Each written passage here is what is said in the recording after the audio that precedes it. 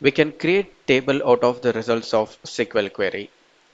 So let's use this join query and create a table out of this query.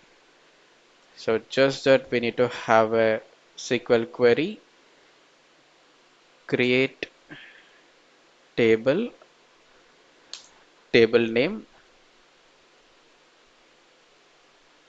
it's a customers underscore defined as. When we execute a statement, new table with the table name customers defined will be created.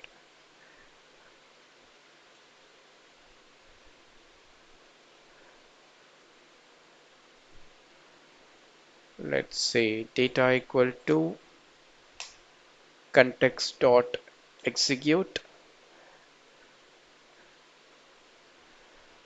Let's select asterisk from customers defined table.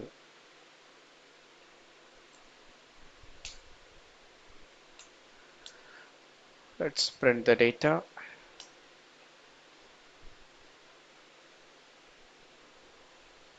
So we got a new table created out of join query.